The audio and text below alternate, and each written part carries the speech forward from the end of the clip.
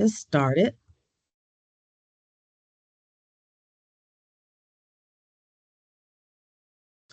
Good morning, everyone. Thank you for joining us. My name is Janice Butler. I'm your host for today. Thank you for joining us for the fourth annual Intro the Budget Forum, Budget Line of Business. I'm a senior advisor for Budget Line of Business, and we have 25 partner agencies that makes it possible. They pay a membership for you to attend these trainings, as well as take advantage of the technology solutions we have for budget officers. Today, we will have two presenters, Sarah Cunningham. She's a partner at Summit Consultant, leading the performance and evaluation portfolio and serving as a financial management subject matter expert on a variety of projects. Sarah brings a deep background of government financial management. At OMB, she oversaw the federal credit portfolio and went on to HUD, where she served as the Assistant Chief Financial Officer for Budget before becoming a local government Chief Financial Officer. She is active with AGA, where she chairs the Performance Improvement Committee and serves on a Certificate of Excellence in Accountability Reporting Board. Welcome, Sarah. Thank you. Next, we have Rick Taylor. He served over 34 years in the fields of financial management and the budgeting for programs in defense, law enforcement, regulatory, and scientific agencies. He has extensive experience in federal working capital fund, appropriation in support of depot maintenance, major system acquisition, and operations. Mr. Taylor is a graduate of James Madison University, the comptroller of the Navy's graduate level degree program, and Columbia University Executive Development Program. Welcome and thank you, Rick. I'll turn it over to you and Sarah. Okay, great. So let's go ahead and get started. These are the objectives we're going to go through today. So this will be covered in this first section, and then we'll have a separate section with additional topics for the afternoon. So the first thing is to understand the timing of the federal budget process. Where does this fit in? Next, we'll discuss the purposes of federal budget execution. Why do we do this? We'll review key terms. We'll analyze the constitutional basis for appropriations and review appropriation laws and their terms, and discuss the importance of operating plans. So with that, let's go ahead and get started. Sarah, you want to go ahead and start this section?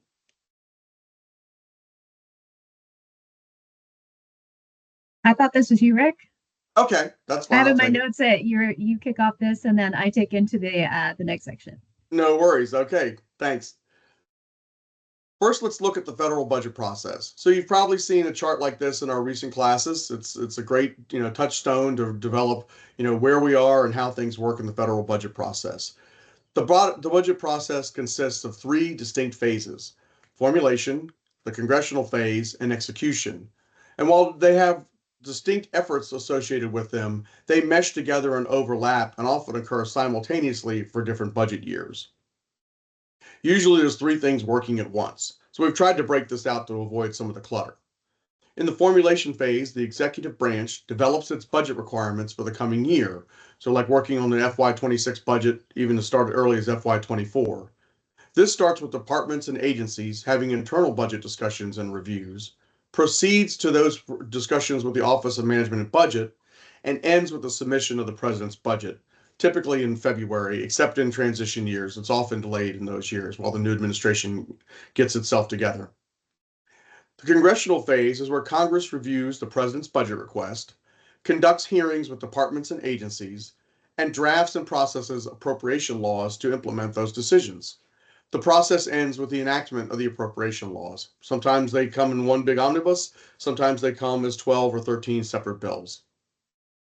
In execution, the phase we're going to focus on today, or right now, the recipients of appropriations use those resources to implement their programs and objectives in accordance with the conditions of the appropriations. The agency seeks to use its appropriation to achieve the objectives and performance metrics in its annual performance plans. Reporting occurs really throughout the other phases. It kind of overarches everything and takes different forms, including internal reports such as program reviews and leadership briefings, and external reports such as the SF-133 reports, quarterly statements, and the annual financial reports.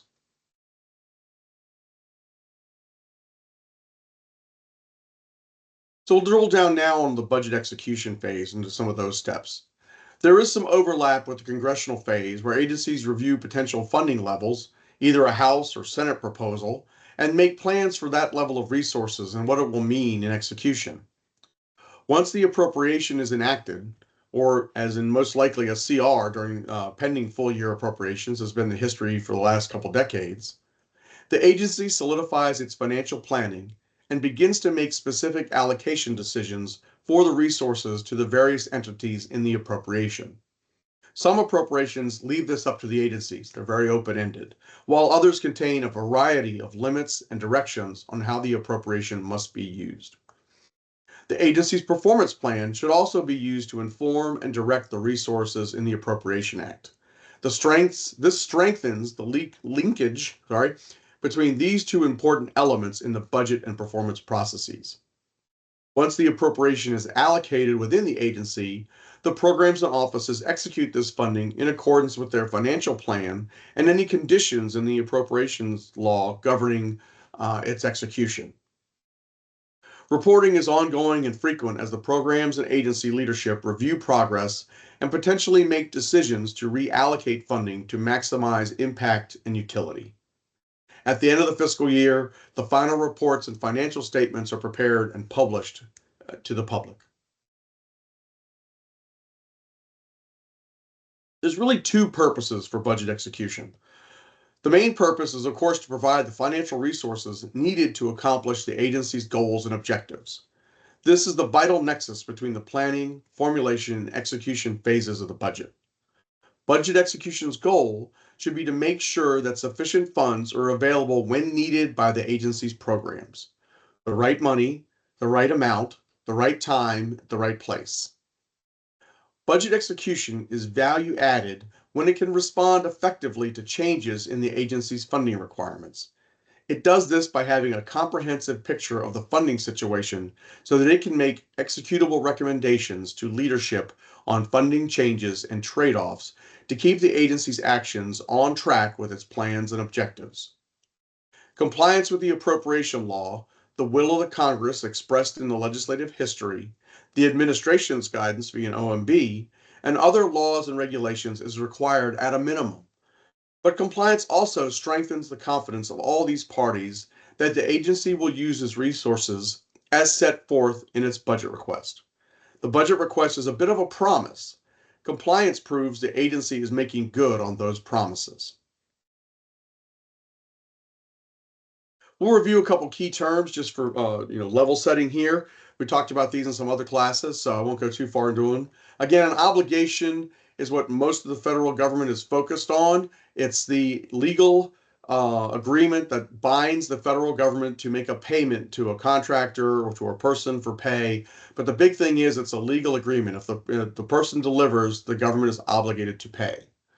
Outlays, of course, are the focus of Treasury and parts of OMB because this is where the government must satisfy or liquidate the obligations incurred against the previously approved budget authority. They actually have to come up with cash or balances to make electronic funds transfers to pay the bills. Outlays are also what trigger debt ceiling issues, since the Treasury must borrow from the public when expenditures exceed revenue. So they balance this on a monthly or more frequent basis to make sure they have enough cash on hand to pay the bills that are coming.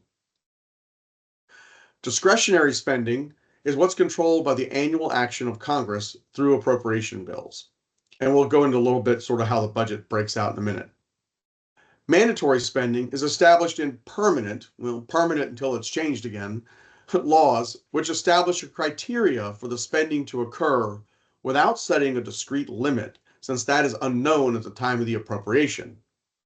The pie chart there shows the distribution of outlays in billions of dollars in FY24. Note how total discretionary, the defense and non-defense pieces, only account for about a little over 40% of outlays. And that net interest, the $949 billion here, is 14% of outlays. And so really the appropriation process is only really dealing with this about 42% share of the budget each year. Most of the budget is mandatory, either those or must be paid net interest so we don't default on our lending. So let's take a question. Name the two main purposes of federal Rick, budget I think we execution. have a question in the chat. Ah, thank you. Just clarifying, what is the difference between outlays and expenditures? So they're really pretty much the same. There's a little bit of a nuance, some will get into when it's actually the transfer is affected versus when it's recorded. But for most uses, they're synonymous. It's when the government is paying a bill. So whether that be a payroll action when they're putting on an agency's payroll at the end of a pay period, or whether it's honoring a contractor's invoice, both of those will be outlays. And thanks, somebody put up some definitions from A11. Always a good place to go back to make sure ones are using terms correctly. But that's where they're really the same for, like I said, most uses. So back to our question. Name the two main purposes of budget execution.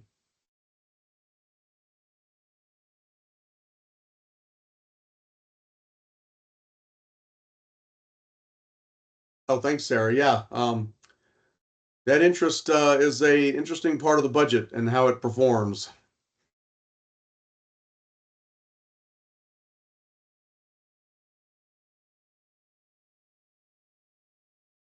Okay, I'm seeing some good answers in the chat. Right.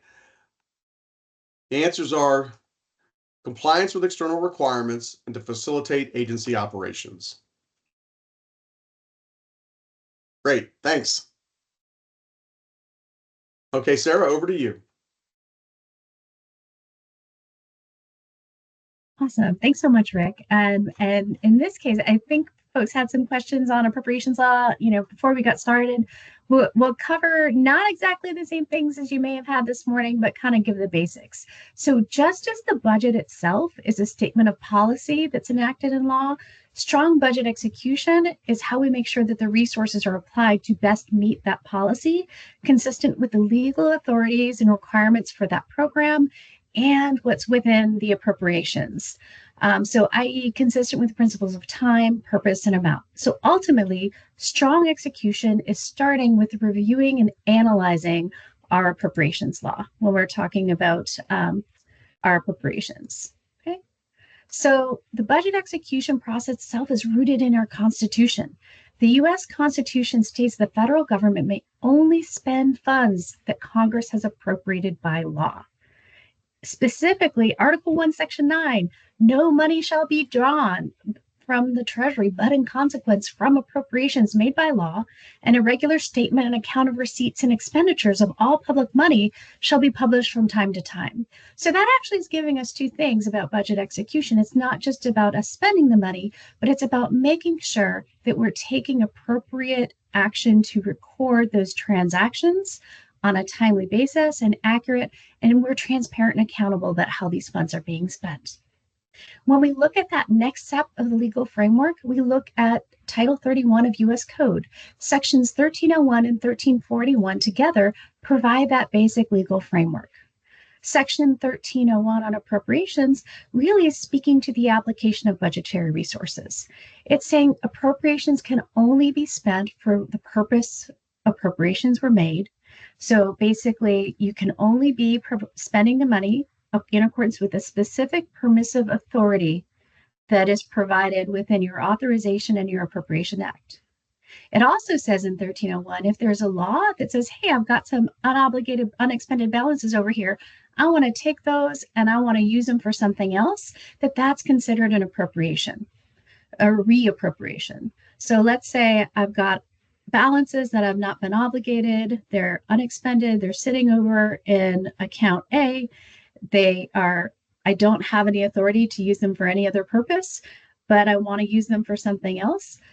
If a law says, okay, take the unobligated balances over there and put them to this other use, that becomes a reduction in the original appropriation and then a reappropriation. So that budget authority would then score to the new use. Okay. It also makes clear in Section 1301 that in a typical Appropriations Act, appropriations are only available for the year of that appropriation law. unless the law specifically provides they may be available after that fiscal year. So if you're having a regular discretionary appropriation and it's a 2024 appropriation law, those funds, unless it said otherwise, had to be obligated by the end of 2024. Right? So that's section 1301. The other side, so that's saying this is when you take obligations, here's how we're applying our budgetary resources. Section 1341 is really making sure that we are thinking about and making sure that we are only spending those funds in accordance with the time, purpose, and amount for which they've been provided. Anybody know, this is kind of a little pop quiz, see if folks are still awake, getting close to lunchtime for some folks. So 1341, what's that a part of? What bigger budget execution law are we a part of with 1341? Hint, it's the one that everybody scares you about when you get into budgeting, but nobody's ever actually gone to jail. Yep, ADA. Perfect. If I had some virtual candy, I would throw it at you right now. 1341 should be synonymous in our head with the Anti-Deficiency Act. Exactly. So that's basically what is prohibiting spending in excess of appropriations, incurring obligations in advance of appropriations, or otherwise spending the government money in a way that is not already authorized by law. Okay. So effective budget execution is really starting with the understanding of basics that are provided in the overall budget law. Right. Next slide, please. Okay, so this is a really heavy slide. You're not expected to read everything, and I'm not going to read everything verbatim, but wanted to make sure that you had this to be able to use it as a point of reference. The big laws that are governing the use of appropriation are all laid out right here. So we've got the purpose statute. Title 31 U.S. Code, Section 1301A, going back to that first one we just referenced on the last slide, it provides that appropriations shall only be applied to the objects for which the appropriations were made, except as otherwise provided by law. That's saying you can only spend the funds for the purpose that they were appropriated, unless there's some other law that says, oh, and you can do this too. Okay? There's got to be specific permissive authority to spend those funds for a given purpose. The next one, the necessary expense doctrine, is really saying if you've got an expenditure that's not specifically provided for in an appropriation act, it's permissible to spend it only if it is necessary and incident to the proper execution of the general purpose of the appropriation. So you can kind of think that as, hey, I've been appropriated funds. I need to be able to carry out this program. I need to have this particular element to put this program forth. So I may need to issue a regulation to administer the program. It may not provide specifically within my appropriation that this amount of my admin funding is available for the cost of staff to promulgate the regulation, but it's a necessary expense. If I'm going to implement the grant program, I need to have staff. I can use my admin expenses to promulgate the regulation, hire those staff to promulgate the regulation that governs how that program works.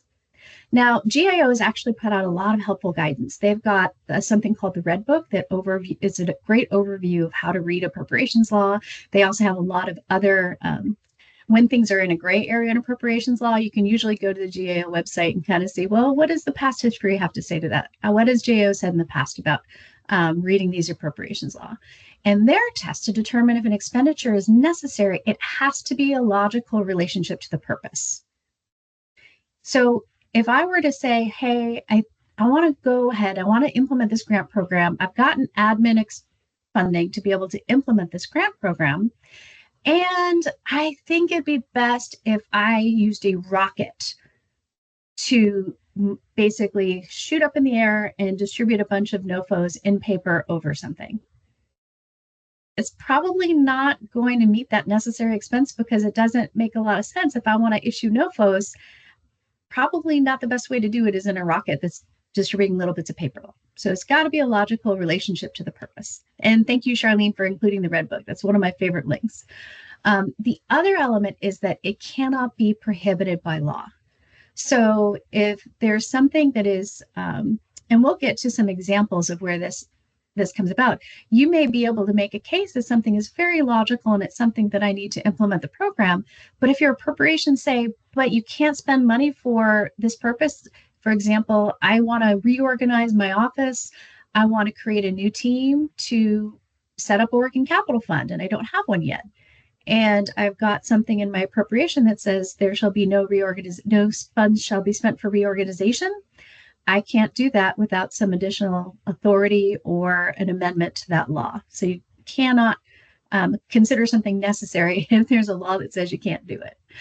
It also has to be something that does not fall within the scope of another appropriation. And this is important. If you have two sources of funding and your program, you're thinking, I need this over here, there's another program or there's another appropriation that's available for that purpose, you can't spend the original appropriation or extend and say, oh, this is a necessary expense for my grant program over here, if there's a separate bucket of funds that have been appropriated for that particular purpose. So you can't double dip, so to speak. Okay. There are some different laws that allow for transfers and some flexibility, but these are the general rules around necessary expense. Now, the big one we referred to a little bit before, the Anti-Deficiency Act. I'm assuming you all went through this in quite a bit of detail this morning. This is the key rules of the road. This is basically making sure we're holding true to that congressional requirements and law, that we're holding through to the Constitution. And it's saying you can't spend money unless it's been specifically provided and made available by Congress and signed into an appropriations law by the president. It's holding us to that. So where we start to get into some questions and trouble around the Anti-Deficiency Act, you can think of when sometimes there is a contract that might go over a period of years. I can't guarantee that there's going to be a future appropriation that Congress is going to provide. So think of it like a lease. If I've got an operating lease, typically that operating lease will have a specific term. I'm signing that lease for 2 or 3 years, etc. I have to make sure that I have appropriations that cover that time, period, and amount for that lease, and that I'm not extending beyond. So I couldn't, for example, sign a lease in perpetuity if I only have funds available to cover the first year of the lease, because I'd be binding the hands of future Congresses, binding the hands of future appropriations, and signing the government up for expense that I have not gotten the authority to make by law. Okay. Another key element where sometimes it gets a little bit fuzzy is things like accepting voluntary services. Under the Anti-Deficiency Act, this is where we have to be really careful about following the rules, for example, when we are in a lapse in appropriations. So, for example, if I want to log in, I'm like, Congress hasn't been able to finalize their appropriation. They didn't extend the continuing resolution, but I really care about my program. I want to log in and I want to be able to make sure I'm processing those things. Unless I'm specifically authorized to be performing those essential services, I can't do that, because that would implicitly be the government accepting my voluntary services, and it's not provided for an appropriation during a lapse in appropriation. So that's where you have so much stress around, basically, as the agencies try to say, hey, we're at a lapse of appropriations, we have to follow these rules. It's because agencies have gotten into trouble. And you can see where agencies have gotten into trouble before in some of these pitfalls. The GAO actually provides a report every year on violations of the Anti-Deficiency Act. And you can go and see some examples there. Some of the examples in past years include things like purchasing training when the training had not yet been apportioned. So there was the actual appropriation available, but the apportionment hadn't been signed by OMB. Another example is a program, I believe, purchased clothing and things like that, where it wasn't a use that was allowable for that admin expense. So they purchased jackets and things for their team. It wasn't something that was allowed by their appropriation, and they got in trouble. It was a violation of the Anti-Deficiency Act. So that's where really making sure you've got clear authority in the law and that those funds have been appropriated for that purpose and apportioned is so critical. And then the last piece, kind of that third pillar that we wanted to talk about this morning, is that bona fide needs rule. And this is really saying that you can only use the funds for goods and services for which a need arises during the period of that appropriations availability for obligation. That's really saying that timing is key. You can't sign up and say, oh, I'm going to obligate funds for something that really doesn't happen until next fiscal year. So that's where when we get to year-end close and you've got all of those things where you're working with counsel, working with procurement, just to make sure that you're not inadvertently signing obligations before there's actually a bona fide need or that obligation, that requirement is actually in place. So that's where the timing component comes in. Okay. We can go to the next slide. Thanks. Okay, so here's the types of appropriation laws. There's different vehicles for us to get appropriations, and sometimes it's a little bit fuzzy. One thing that Rick mentioned before, Congress is really passing the discretionary spending legislation on time. Our fiscal year starts October 1st, and if you look back in the 50 years that the current system has been in place since the 1974 Congressional Budget Act, Congress has passed all of the appropriations on time only 4 times. You see those 4 bars in the chart? Those were in 1977, 1989, 1995, and 1997. So it's been a hot minute since we had all the appropriations acts fully enacted on time. There's been some years where we've had a couple. You can see as we get further out, I did not update it for this year. Because we're still waiting for 25 appropriations, but yeah, they didn't happen on time either. So there's a lot less gold in the more recent years from that Pew study. But the types of appropriation laws that we have mandatory spending. So this is where the budget authority controls are coming from laws other than Appropriations Act. They're coming from authorizing legislation. Okay, examples like this include the Social Security Act, education student loans, and elements of the Inflation Reduction Act. Okay? So that's where we had mandatory spending. It provided specific budget authority for purposes or permanent indefinite budget authority for some cases. That's all mandatory spending. It's controlled by the authorizing committee. Discretionary spending is when the budgetary authority is being provided by annual appropriations acts. And this is like our typical salaries, expenses, discretionary grants, and financial assistance. And then the question, is what about rescissions? Rescissions are going to be really a function. Rescissions are part of the appropriations law. That's when we pull money back. Whether they're classified as mandatory or discretionary depends on what the legislation is rescinding. Is it rescinding mandatory or is it rescinding discretionary spending? And how that scores is, how it counts or where those savings land really are a function of what law is rescinding those. Often where we see a lot of rescissions are when they're looking for offsets. I see them most often in discretionary spending, but there have been rescissions on the mandatory side as well.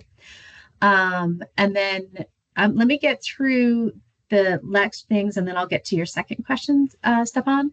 So the next type of spending is a supplemental bill. And supplemental bills are things that are happening off cycle. This is where you have budget authorities being provided for unexpected, emerging, or one-time needs. Think like disaster assistance supplementals. That's most frequently what we'll see. In the past, we've also had military operations supplementals. In the supplemental, they'll typically designate what type of budget authority is being applied and whether or not it counts against things like PAYGO for our budget controls. And then the final type of appropriation law is a continuing resolution. These are really our annual stopgaps, all the places where we don't have any gold bars or it's not up at 100%.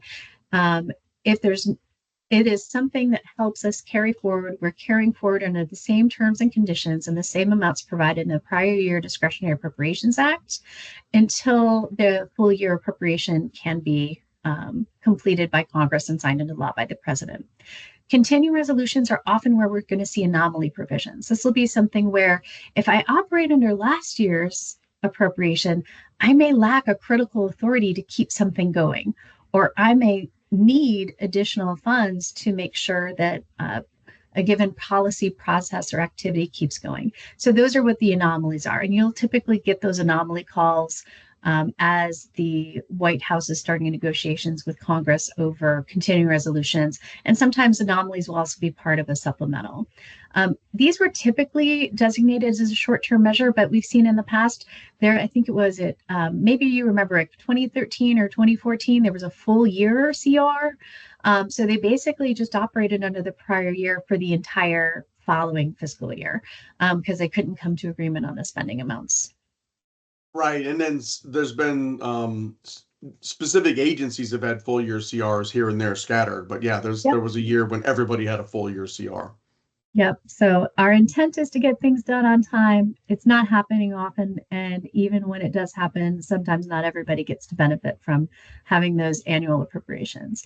And it causes a lot of disruption. And now to your second question, Stepan, why do we call out supplementals as separate, not part of the other categories? I'm calling them out as separate. They're kind of fall in the other categories, but I want to be able to have us think about them as being off cycle appropriations as opposed to something that's coming as a regular reauthorization of a given bill for mandatory spending or something that's coming as part of our annual appropriations acts. Okay, it does get a little bit weird when we've got all these supplementals and part years and continuing resolutions going on.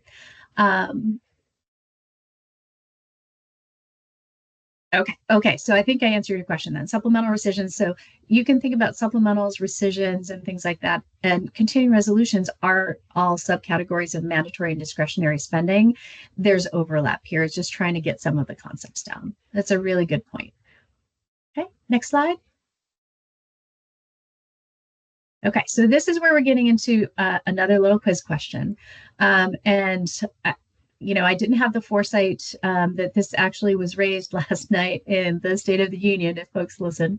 But the CHIPS and Science Act established and provided funding for creating helpful incentives to provide semiconductors, the CHIPS Act, for America to provide financial assistance and encourage competitiveness in design and fabrication of semiconductor chips.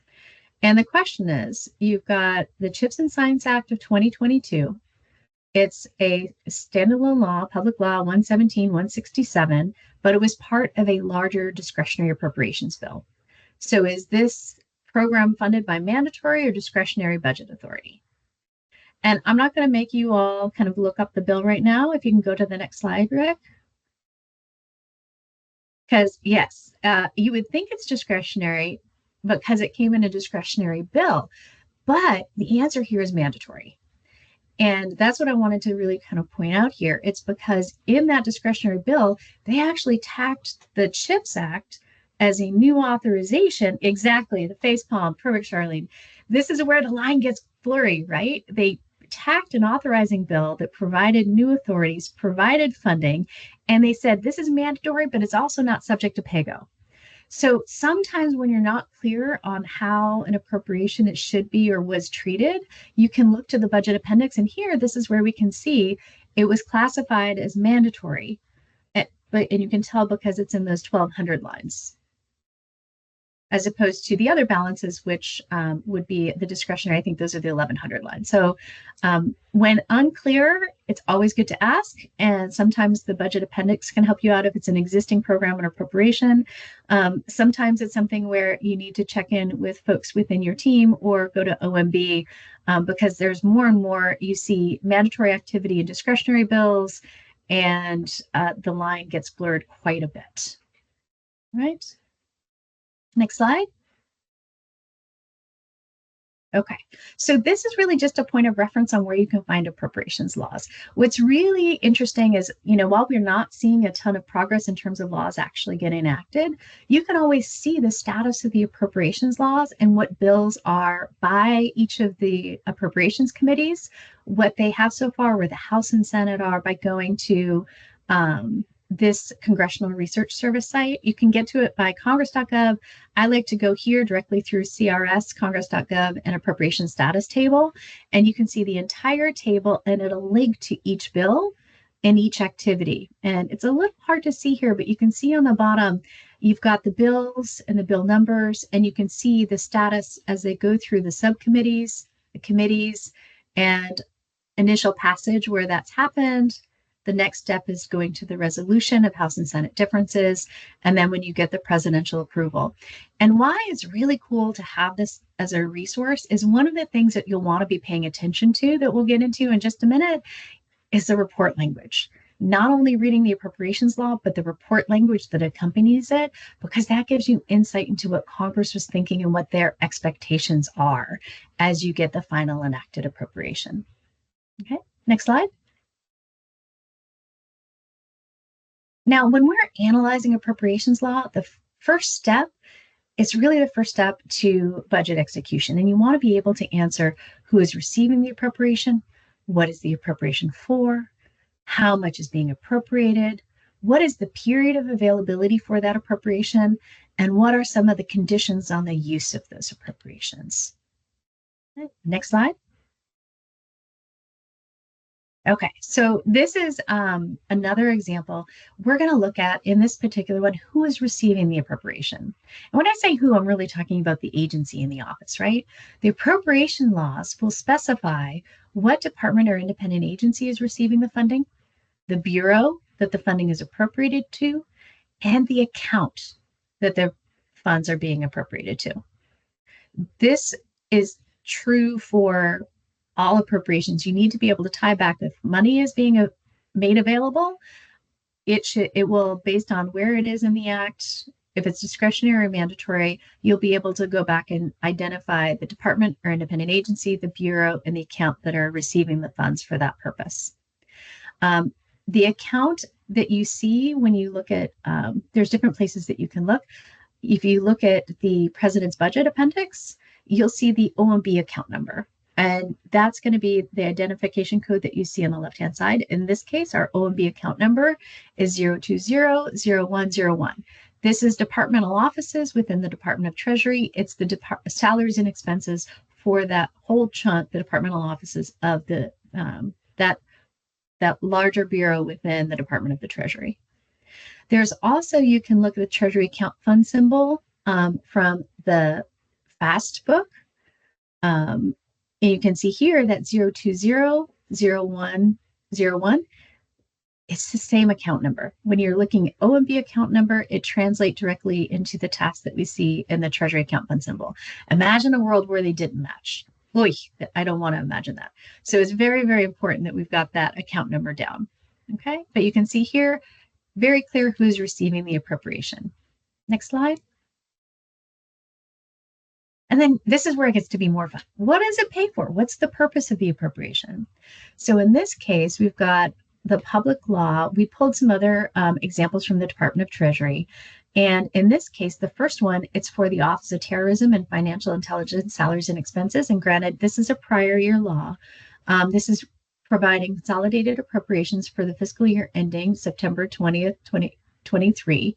I don't know why that says 2023. That is probably a typo on my part. It should be September 30th, 2023.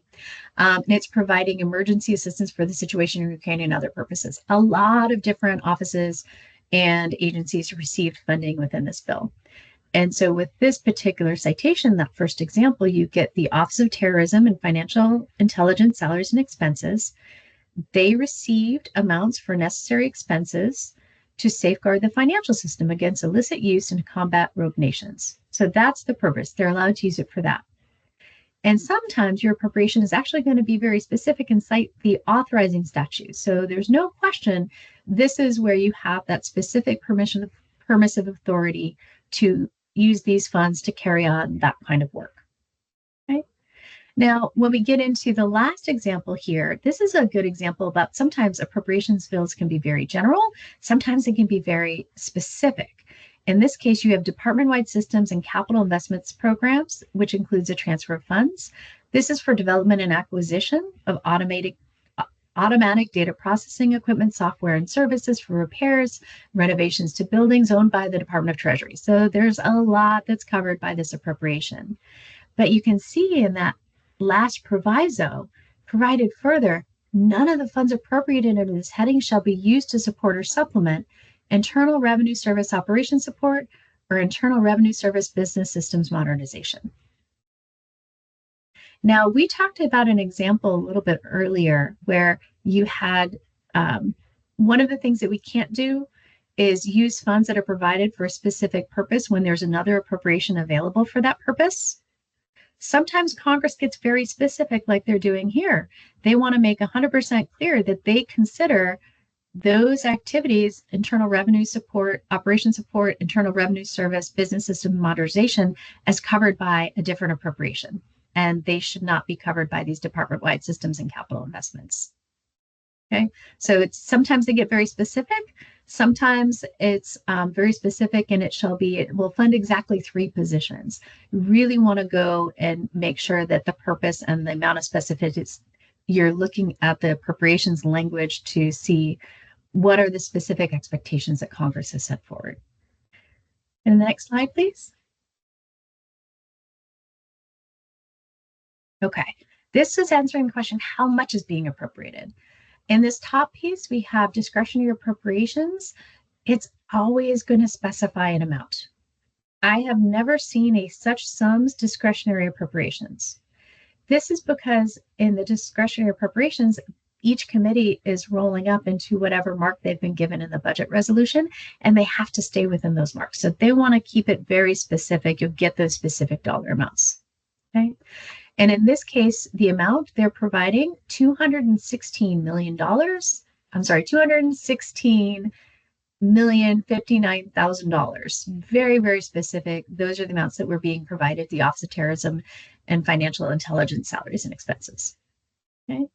When we look at the next example, though, it's a little bit different. This is for Social Security Act. It's the Federal Old Age and Survivors Insurance Trust Fund and Federal Disability Insurance Trust Fund. It's the account. We look at the appropriation that's being provided. It's a mandatory appropriation from an authorizing bill. Here, it's saying sometimes mandatory appropriations can be specific. Sometimes they're providing authority under certain conditions when obligations can be incurred and payments can be made. In this case, it is hereby appropriated to the Federal Old Age and Survivors Insurance Trust Fund for the fiscal year ending June 30th, 1941, and for each fiscal year thereafter. Out of any monies in the Treasury not otherwise appropriated, amounts equivalent to, and you can go and look at the specifics of the legislation, but it's basically saying we are appropriating for now and ongoing until this law is changed, the amounts for Social Security under the terms of that law. And then there's another piece, if you go through, it's going to say who you can incur the obligations for. In this case, Section 202, every individual who is fully insured individual, there's a lot of other requirements there, but the key line in that section is shall be entitled to old age insurance benefit for each month. This is Social Security. This is where we're getting to that concept of entitlements. If you've heard the term entitlements when we're talking about funding, entitlements are mandatory appropriations that say when I meet these conditions, I am entitled to get these amounts. Okay, and that's where there's not a specific amount always, but there's specific permissive authority when the government can incur the obligation to make those entitlement payments. Okay. Next slide, please. And if you see me pause sometimes when I'm saying next slide, it's because I'm trying to click them and I keep forgetting. Rick is amazing and helping click the slides for me. So thank you, Rick, for your patience with me for getting to say next slide. This next question is, how long is the appropriation available? This is showing 3 examples. It can be made available for 1 year. In the first case, for necessary expenses, there's nothing here that is saying that the funds can be available longer. It's in a traditional Appropriations Act or regular Appropriations Act. Those amounts are good through the end of that fiscal year. The second case, it's also something that's being provided, the FinCEN funding, salaries and expenses, being provided in a regular Appropriations Act, but it has a proviso that says, of which 55 million of the amount shall remain available until September 30th, 2025. So it was actually giving them a couple of extra fiscal years to spend up to 55 million of the appropriation that they received for 2023. Okay. And then the third example is when you have a no-year appropriation. This is something that people really don't like. They really want to be able to say, hey, you need to spend this money because they want to they want to basically be efficient and move things timely. But in this case, this is for the Special Inspector General for Pandemic Recovery. They didn't know when the PRAC might need the amounts or how long it would take to be ready for them to do the oversight activities for pandemic recovery. So they received $12 million to remain available until expended. And so that's an example of a no-year appropriation. Okay. Next slide. Okay, so this is where we want to hear from you.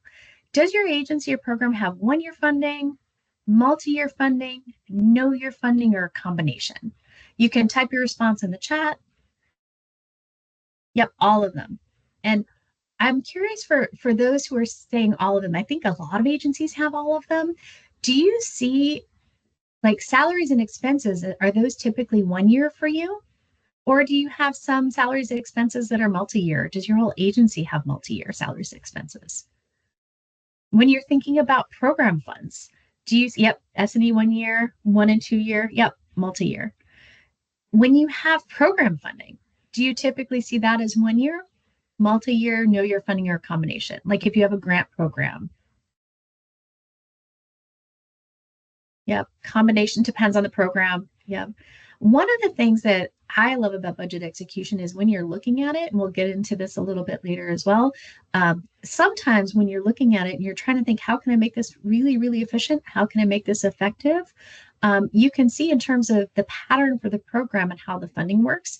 Sometimes you can use your execution data to inform whether or not you may want to request of Congress, hey, I really need 2-year funding for this program because of this cycle for when my grantees are doing their applications and when we know what needs are.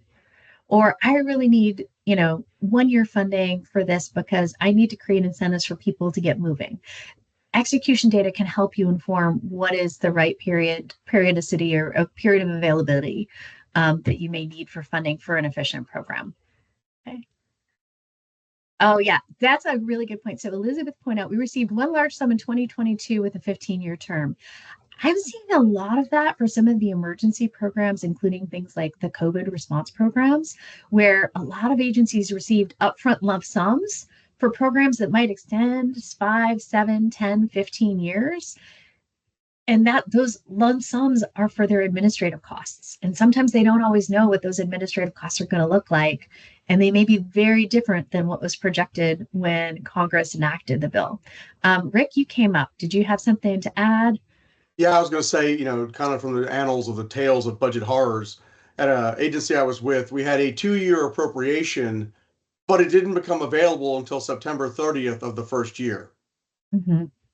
So we had to read the appropriations law a couple of times. It said these funds shall not be available until September 30th of 1995 and remain available until 1996. It was like, wait a minute, what? Like, So they're only making them available the last day of the fiscal year, but extending them into the next year. So it was is your 2-year sense money, but yeah, what was that? Do you think there was a purpose behind that? What do you think they were thinking? I think it was an outlay game. Again, so Mm-hmm. they could score those outlays as occurring in the next fiscal year. But it was quite like I said, unique to have a 2-year money, but only have it available very late in the first year. Yeah. And I think it goes well to Congress can do whatever they want on that. There's no Yeah. like, well, that doesn't make any sense. It's like, and it's a good segue, I think, to your next slide. It's like Yep. they can put all sorts of conditions on it, and as Yep. silly or as strange, if they want to say you have to wear red funny hats in order to execute the appropriation, you'd have to start wearing red funny hats. Yep. My favorite thing about working at the Federal Office of Management and Budget was our first Bureau of the Budget Director, Charles Dawes, when asked basically that question, like, well, hey, if Congress enacted this and the president signed it into law, and it required you to, because people were really upset about something, they're like, and it required you to, spread garbage on the steps of the Capitol, what would you do? And he basically said it would be our regrettable duty if Congress had passed an act and it was signed into law to spread as much garbage as efficiently and effectively as possible across the steps of the Capitol or something to that effect. It's Congress can do what it can. And that's why it's so important to really have a good understanding of what Congress's expectations are and work with your agency to make sure Congress has the understanding and the context, so it will hopefully inform those decisions on what they want to do. Okay, next slide. Because if they don't know, they can do all sorts of things with the conditions on the use of appropriations. Congress can do things. What we typically will see are things like spending limitations, which say you can't use funds for specific purposes. In this case, the top example, you can't use any funds to replace the current system for the Veterans Integrated Service Networks. So Congress felt very, very strongly that they should not be trying to replace that system. And they said you can't use any money for that. Okay. Another example are reporting requirements, that if you get the appropriation and you're implementing the program, that you have to provide them updates. In this case, or sometimes it's a request for congressional approval for execution. In this example, we have the Secretary of Veteran Affairs must notify the committees on appropriation of both houses of Congress 15 days prior to organizational changes, resulting in the transfer of 25 or more full-time equivalents from one organizational unit to the other. Now, I've had both, in my experience, both notification requirements and approval requirements. So in one case at HUD, they had very, very detailed appropriations laws for us and lots and lots of conditions on our S&E. We had all separate buckets. We couldn't move across buckets easily for different bureaus, even if it was for similar purposes. And in some offices, it said you could not actually change the structure. You couldn't assign somebody to a new role or new position or repurpose a position without specific approval from the appropriations committees. So it can get really, really detailed. So it's really important to have that good relationship and transparency to the extent that it your policy officials are comfortable. It's always a policy call, but the better the relationship with Congress, the more likely it is any conditions on the use of appropriations are things that you can live with. The next example is a transfer. This is a condition that's saying amounts made available here may be transferred among accounts, provided before you transfer the funds, they shall request from the Committee on Appropriations from both houses of Congress authority to make the transfer. So the appropriation itself said you can transfer, but I got to see it on the Hill and I got to give you the approval before you can actually execute that transfer. So it's kind of I'm going to give you a little bit, but I need to see the specifics before you get to do it. And then the last typical thing that we see are things like reprogrammings.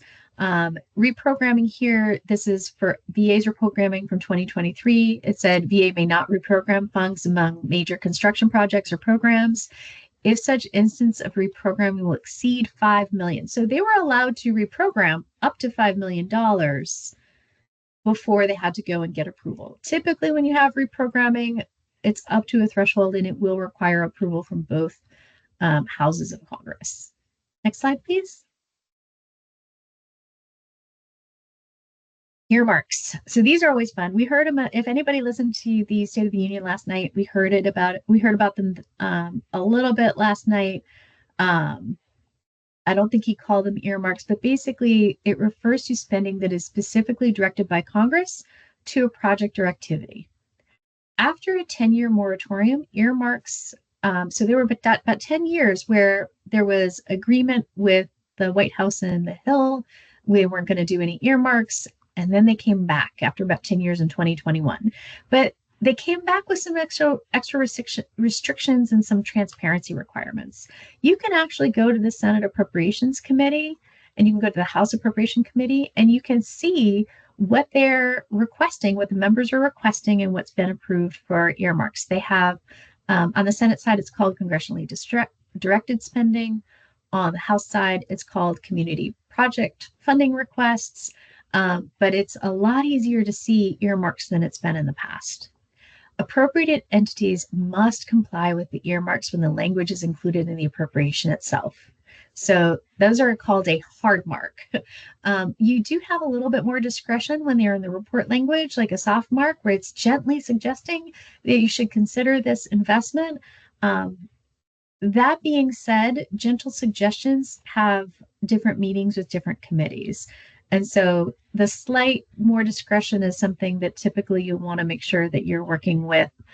You're raising that issue when you see any soft marks or hard marks. You're raising that issue internally and making sure that the organization you have the understanding and folks have agreed on what the position should be and how to move forward in implementing that language. And there's awareness of consequences of ignoring any soft marks that are in report language, because when you ignore soft marks, you're more likely to get some of those restrictions or requirements that we saw in the previous slide. Next slide, please. We've got transfers. Transfers are really just a shifting of funds between different appropriation accounts. Transfers have to be enacted by Congress. You can't just say, oh, wow, I have this IT account and I have an SE account. I want to use some of my S&E to shore up an IT project. You can't make that transfer unless you across appropriations accounts without specific permissive authority.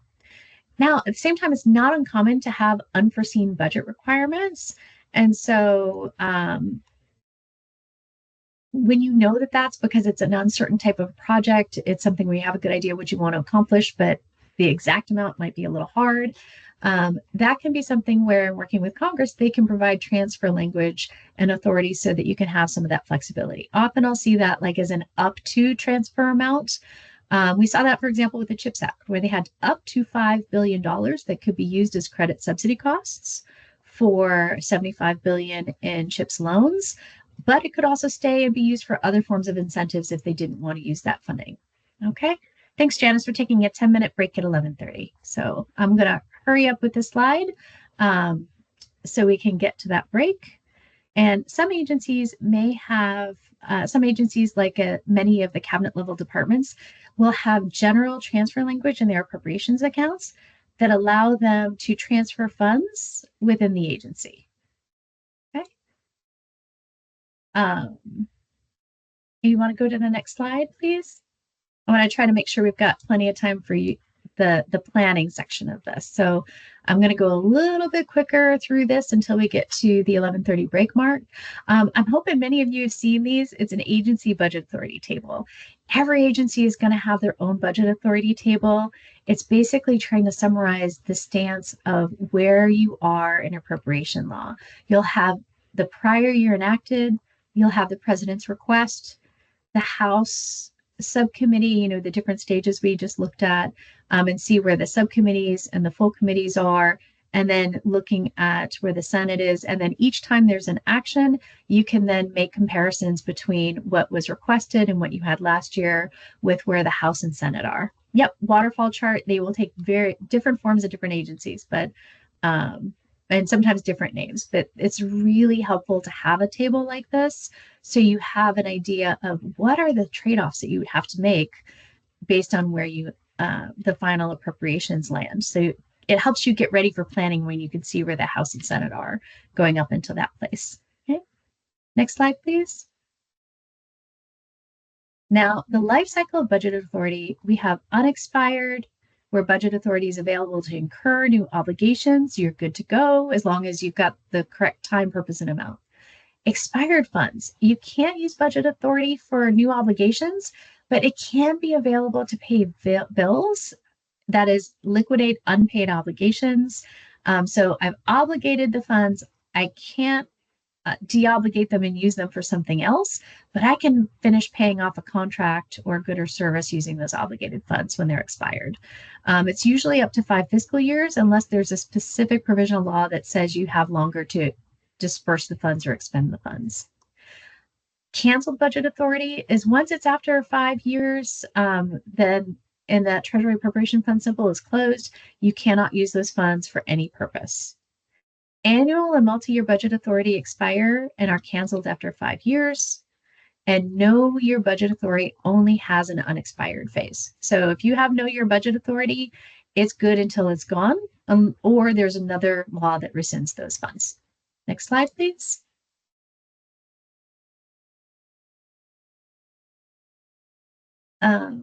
Report language. We talked a lot about this. I'm going to leave this here for you all. The bottom line here is report language is important. You'll want to read it. Although it is not binding in the same manner as language in the statute, you really ignore it at sometimes potentially significant consequences. So always be looking at your report language. It's really there to explain the provisions and the expectations Congress has associated with that bill and that funding.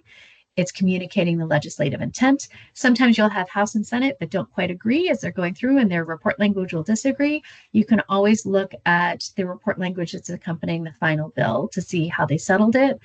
Or sometimes it requires working with your appropriations liaisons to understand and get some clarity on it. Okay. Next slide, please. I'm going to skip over this question because we're at 11:30. And are we ready for the 10-minute break?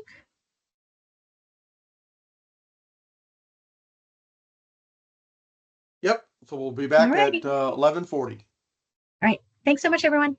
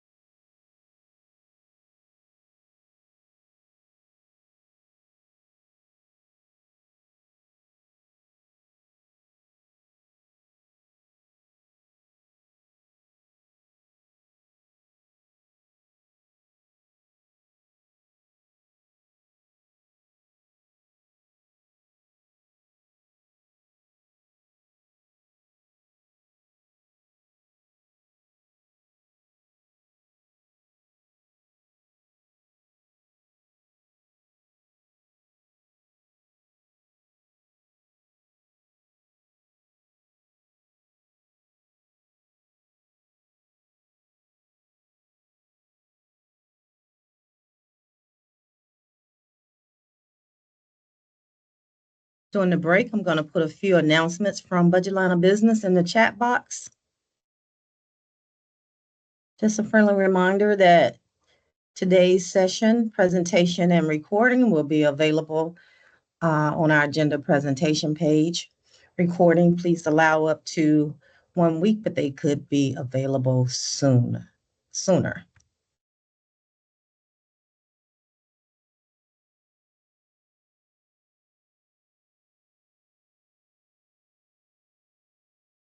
There will be a post survey after the form. If you would please fill that out, it helps us to target what training is best for the budgeteers throughout the country.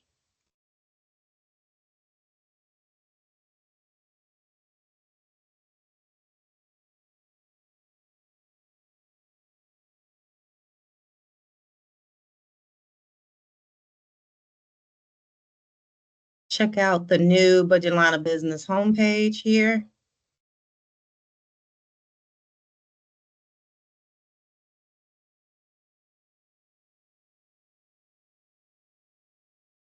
If you're interested in keeping up to date with Budget Line of Business, please subscribe to the newsletter. There's a monthly newsletter and a form newsletter.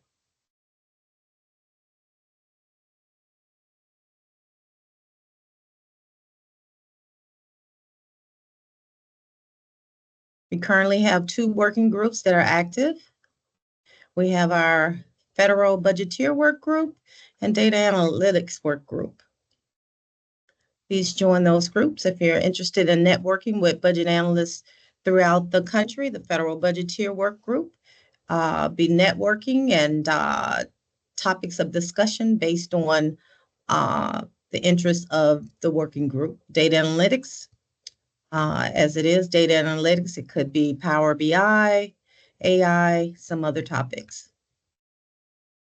Excuse me. Hey, Janice. Mm-hmm. Yeah, I don't see the Federal Budgeteer Work Group. I see apportionment, formulation, data analytics, QFRs. It's probably called training working group. Is it training? We probably need to Yeah, there's train a it. training working group. Yeah, there's one. Okay, Yeah. thank you. That's it. Thanks, Justin. Yep. We'll make sure we change the name to Federal budgeteer. So we need to change it on the site. Thanks for that.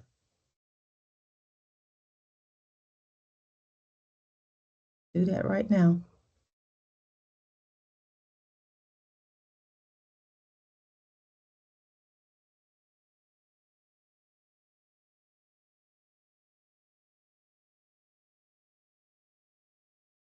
If you have any questions for budget line of business, program management office, you can always email us at budgetlb@ed.gov.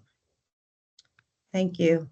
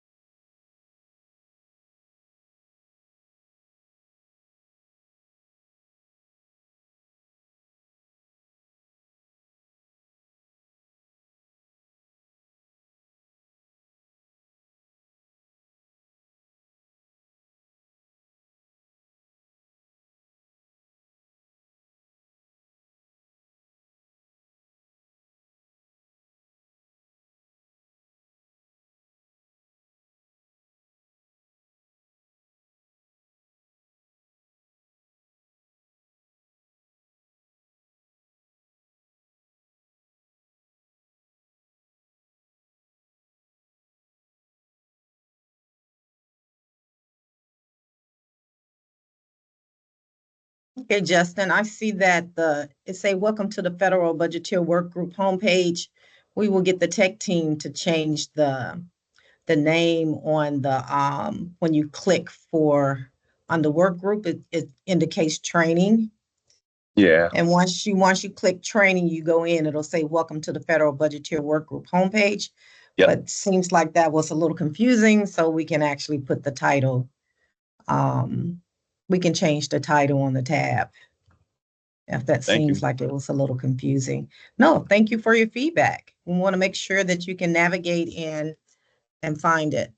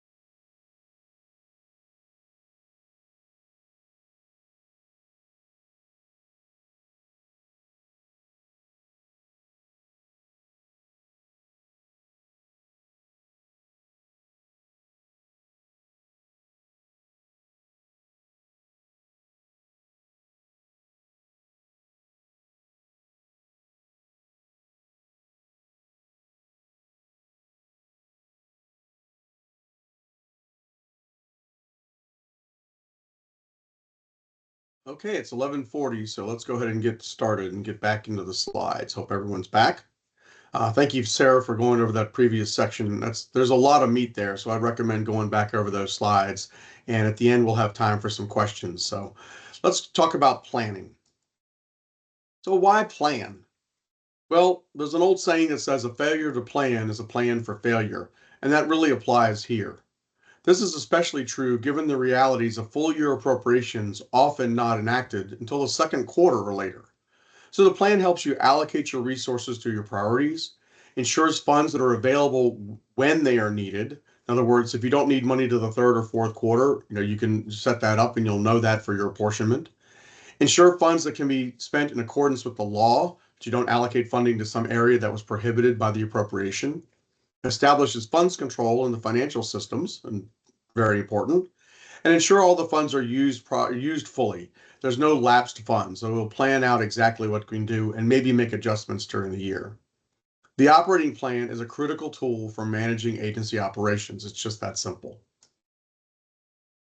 The operating plan should be completed before the beginning of the fiscal year. So given the timing of appropriation passage, it is important to know what needs must be met and to what degree during a likely CR period of typically now the first and second quarters. That's not unusual at all anymore. If the new appropriation has substantial funding requested for new activities, those items must wait for the full year appropriation since they can't be funded from the CR funding. Performance against the operating plan can provide information on what programs may need a funding adjustment in future requests. In other words, someone's spending above their operating plan, maybe that's a clue for future years about when their funding needs to be provided. And seeing how funds were planned and then executed in prior years can provide valuable insight on how future requests may need to be structured. The building blocks, like we've talked about before, of the operating plan are the accounts. So not only the OMB account, but the Treasury accounts. And so those lead down to the Treasury Appropriation Fund symbol, as we showed before. And so really, each operating plan should deal with a Treasury TAFs, a Treasury Account Appropriation Fund symbol. And that way, you can make sure that any special requirements that come through the appropriation are also modeled and complied with in that operating plan.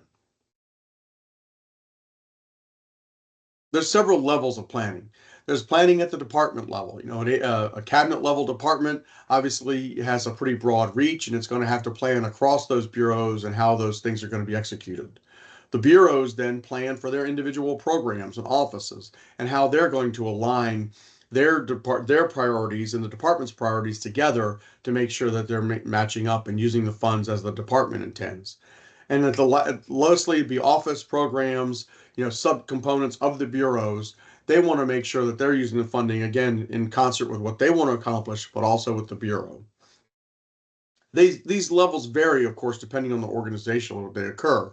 We'll talk about in a moment because a department uses a very top-down planning in certain entities doesn't mean that you can't use a very detailed bottoms-up review for specific entities that require that level of visibility.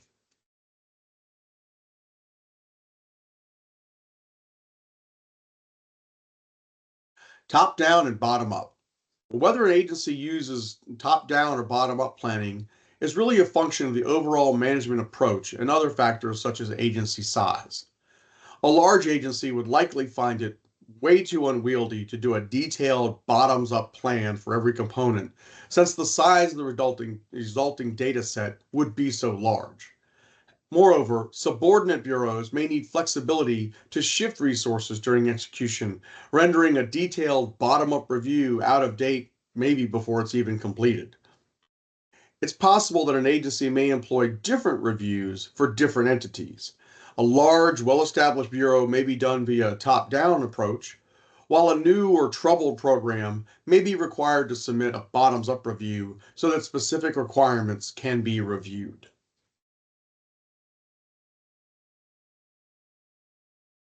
So a quick survey question. Does your agency use top-down or bottom-up budget execution plan? You can put your response in the chat, please.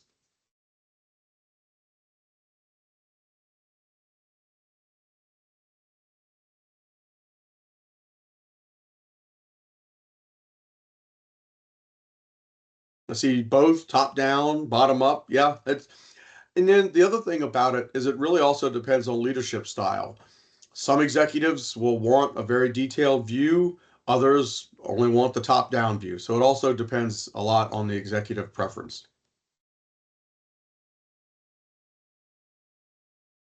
Okay, great. Thank you. The requests referred to here are different from the requests for proposals in the formulation phase. These requests occur in the execution phase. Often, the requests are in response to changes that have occurred since the budget was formulated and the appropriation was enacted. Sometimes the requests are greater than the program's appropriated funding and take the form of unfunded requests, which we discuss further in a little bit. Hello? Hello? Thank you, sir. I was waiting for you on the video chat. I'm sorry, this is a training program. Okay. The claim of programs regarding how they know their programs better than others has some merit since they are typically closer to the actual execution of the funding. However, a well-executed program should be able to discuss detailed plans when required. So, don't let we know our program better than you do, so we'll just execute it. No, that's, if they're so well run, then they'll be able to answer questions. Sometimes success or achieving their program targets will allow a program a greater autonomy from detailed reviews, since analysts likely will need to spend more time on programs experiencing difficulties. You kind of have to look where the problems are. However, no program should receive a blank check without periodic or targeted reviews of given areas to ensure that the program is meeting all of its requirements. Other techniques can include review of quantitative program metrics. If a program has, units produced or planned production at a given point in time, those can be evaluated against, the plans versus actuals to see if they're achieving those metrics. Earned value management is another tool used on very large acquisition and construction projects to see if the money expended matches the progress achieved. And comparison of similar programs to one another can also help to see kind of where things are happening and what changes might need to be made. So the planning steps are really important. Typically, the op plan starts with the president's budget. I mean, that's what your agency has requested. So that's sort of where you start from. Modifications are made then as the appropriations committees make their adjustments. So if a committee might increase your resources or might decrease them, those will need to be factored in about how they impact the eventual execution. Many agencies split their request into base and recurring requirements or new or initiative requirements. This is done for two reasons. The base requirements likely must be funded first to ensure continuity of operations, and funding for new initiatives cannot be provided until Congress provides the funding specifically, or at least provides an amount that matches the agency's request in an appropriation. So you can't fund new starts out of the CR. The op plan will typically show the distribution of resources across the agency's bureaus and programs. Again, basically on an account basis, it works out pretty well, and then may go down to another level. Some appropriations provide authority at the program level, and those must be provided in that way. So if your appropriations law, is specific, then that has to be met. The op plan summarizes all the resources for the agency by budget object class, so one can see total resources available for personnel, travel, contracts, etc. So that's kind of a crosswalk between the program view and the object class view. A timely listing of unfunded requirements, or some say UFERs, is key to effective budget execution, as it provides a ready use for resources that may become available during the fiscal year without the need to run repeated data calls. The key to a good UFER list is that the requirements must be executable within the time availability of the appropriation, of course with the purpose and amounts too, but really it's the time. If a program comes up with extra funding and another program needs it, it's got to be executable while the appropriations are available or it's meaningless.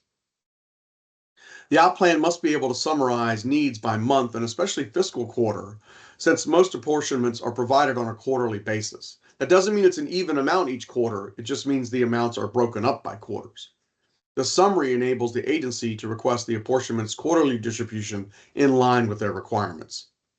And lastly, the op plan assists with funds control, since it will identify areas where resources requested in the budget may not be sufficient for the current needs. Maybe things have changed. Once this is known, resources may have to be shifted or some requirements moved to an unfunded list until funding can be identified. Of course, those shifts or rebalancing can only be done within the terms of the appropriation.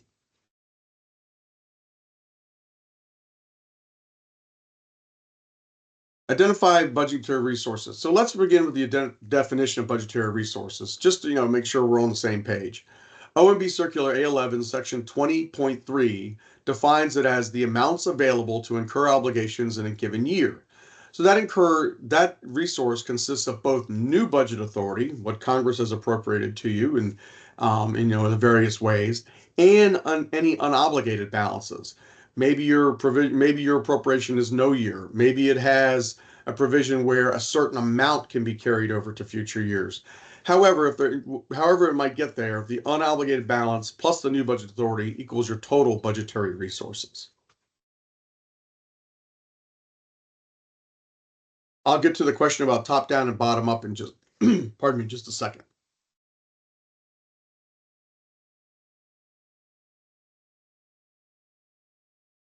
Again, we hit this real briefly. The budgetary resource line numbers.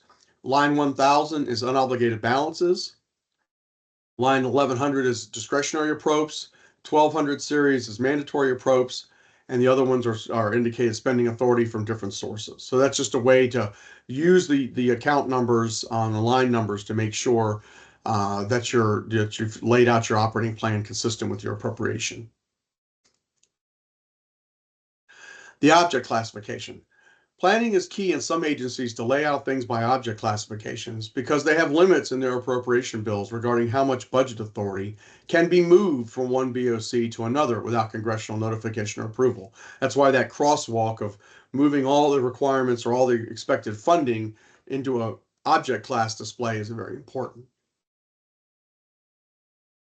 Personnel compensation is typically a major element in most agencies' budgets. And so planning for this is really important. Again, it's going to be what organization level do you want to plan this at? Some offices push payroll budgeting down to a very low level. Some keep it centralized. It really depends on the comfort level and the expertise and the tools available to the organization. But the key elements of payroll or budget planning are what positions are on board and how much do they cost? What changes will occur in baseline in terms of hiring, attrition, promotions, and how much will that cost? And building in flexibility since most of the personnel budget is not within management control. In other words, people may choose to leave the agency on their own. It's not something that management can typically direct. And so the personnel budget is kind of operates on its own dynamics and has to be budgeted that way. Contracts. So contracts can take up all sorts of natures between multiple years and partial years.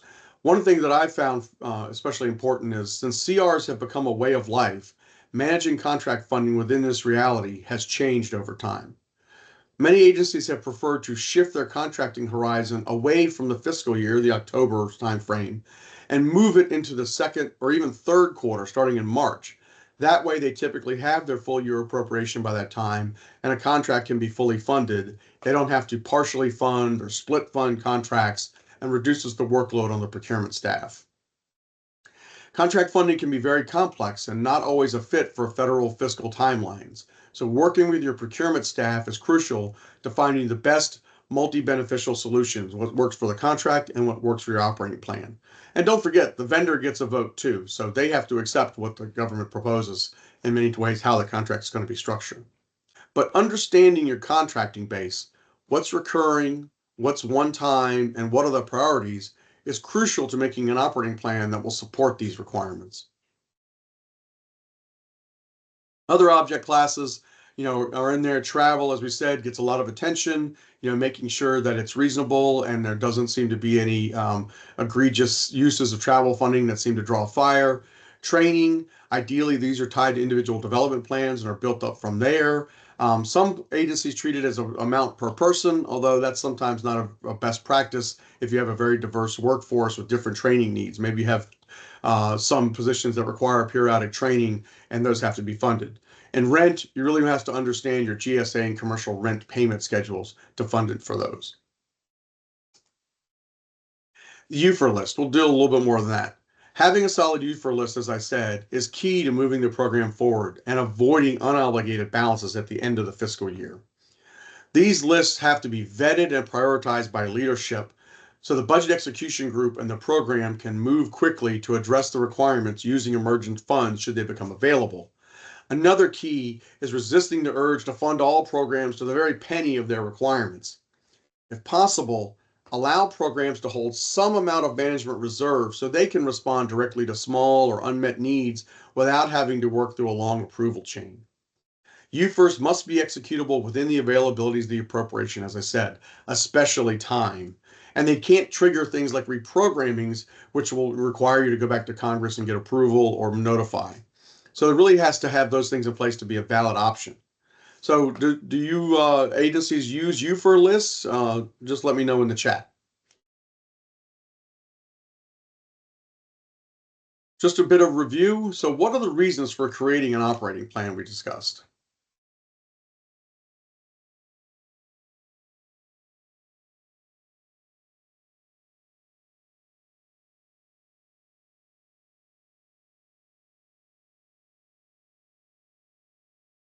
Okay, I see several agencies talk about using UFIRS. Yep.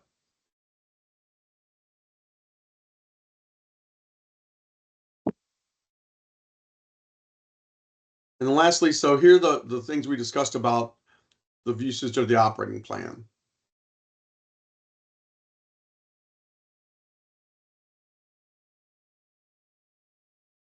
So I'll answer that question about the top-down or bottoms-up approach again.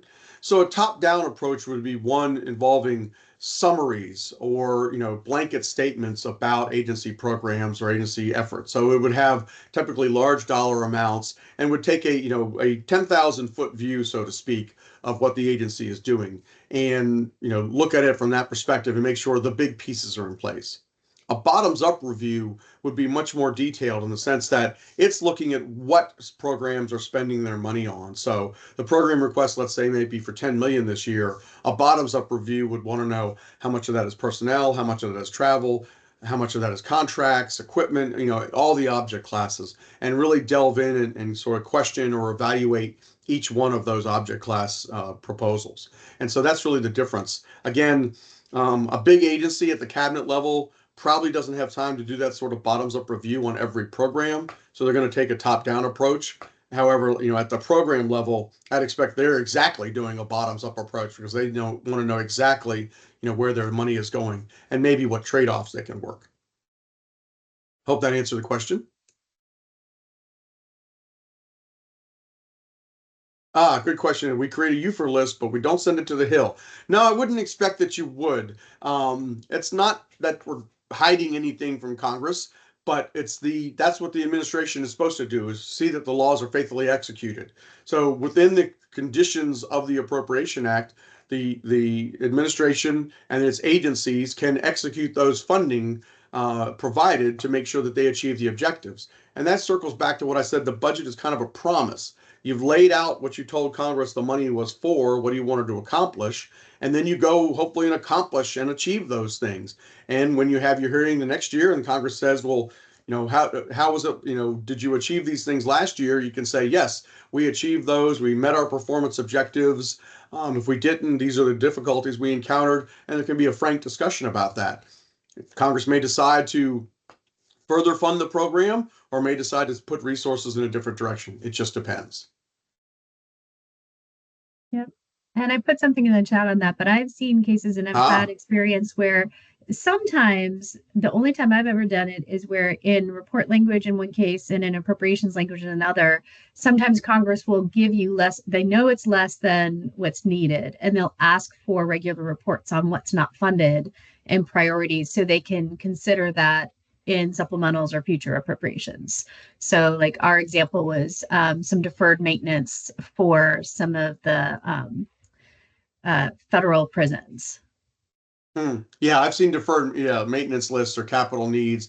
The other way Congress may delve into that data is in a questions for the record. I've seen QFRs presented where they want to see some out year predictions, beyond the budget year. of, maybe a given program's requirements. And again, as long as those are cleared with OMB, that can be provided. And so it just depends on, again, what they ask for and whether the administration chooses to answer that. Thank you, Sarah. That's helpful. And thanks, Yeah, Janice, for the reminder.